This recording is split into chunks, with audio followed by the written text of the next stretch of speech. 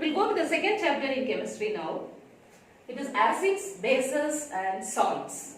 Okay, we are going to study in detail about acids, bases and salts.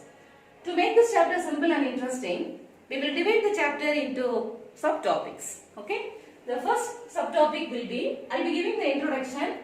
We will study some examples of acids as well as bases.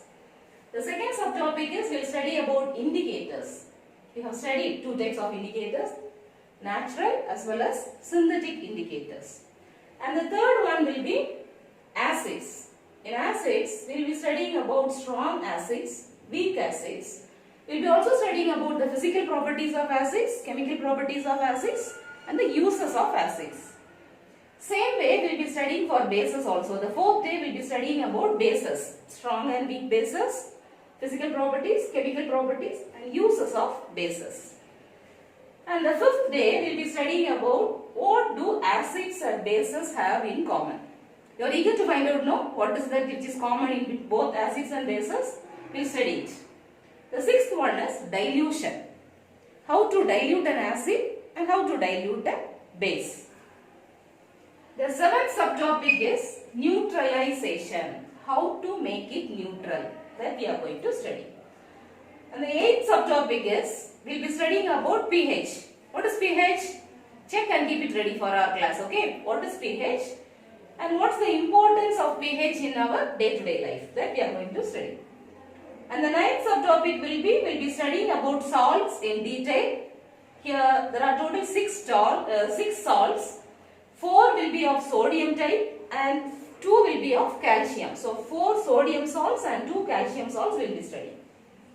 And the last subtopic will be water of crystallization. Crystallization already you have studied, correct? But you have not studied what is water of crystallization. Here we will be studying about water of crystallization. Okay? So we will study about acids. Okay?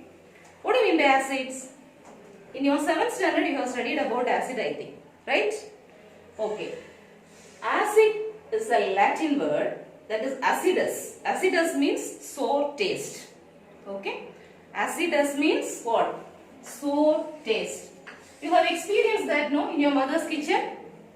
Something which is sour in taste, what will you tell? It's an acid. Your mother will be having vinegar. There will be tomatoes. Then lemon. They all will taste what? Sour, no? So sour taste. So the taste, it tells that acidus in Latin means it is sour. So we know that acid will have what taste? Sour taste. We'll see some more points about what is an acid. Acids will have hydrogen ions. See here, when it is dissolved in water, it will release hydrogen ions. This is very important. When an acid is dissolved in water, they will release hydrogen ions. There are two types of acids. The first one is organic acids and the next one is inorganic acids. What do you mean by organic? You have studied in your lower classes about fibers, right? Natural fibers, synthetic fibers and all. Same way, if you are getting from plants or animals, or if you are getting from plants and animals, those type of acids are called as organic acids. And if you are getting from rocks or minerals, it's called as inorganic acids. Shall we see some examples for organic as well as inorganic acids? See, organic acids, as I said, you will be getting it from plants and animals. Now see citric acid. These formulas are not very important. You can just note it down. We will study it later. Okay. Now just to know about the names, I am giving you these examples. Citric acid you will be getting from lemon. The taste which you get from lemon, no, is because of which acid? Citric acid. Tartaric acid. Tartaric acid's formula is here. As I said, no need to by heart all these things. Just keep it in mind. Okay. Tartaric acid you will be getting in unripe grapes. If you see, the taste will be somewhat sour. No, that is from which acid? It's because of tartaric acid. Oxalic acid. Oxalic acid, tomatoes.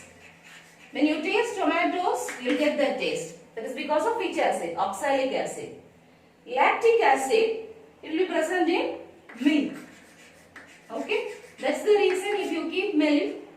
what will happen next day?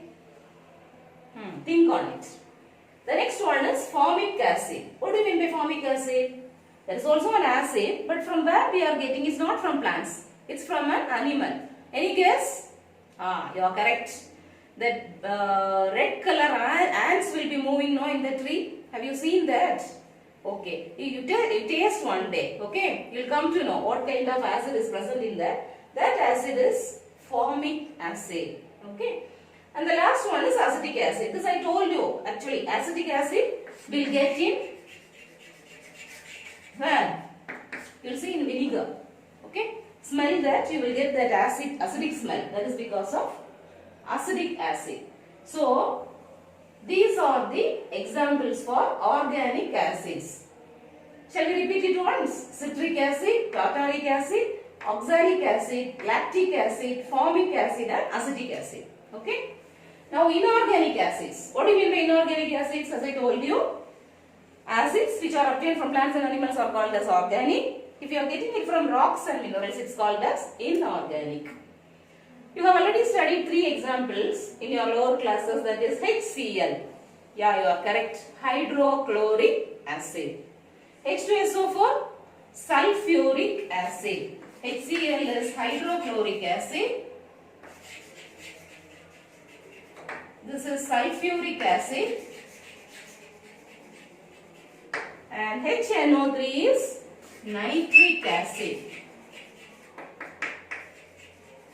These 3 acids you can just study it, okay? HCl, H2SO4 and HNO3. These are very strong acids. If it comes to in contact with your skin, what will happen? What will happen? You will see, okay, what will happen to your skin. Okay, now H2CO3. H2CO3 is carbonic acid. This is a weak acid. I told you that these 3 acids are strong acids. These 2 acids are weak acids. H2CO3 is carbonic acid and H3PO4 is phosphoric acid.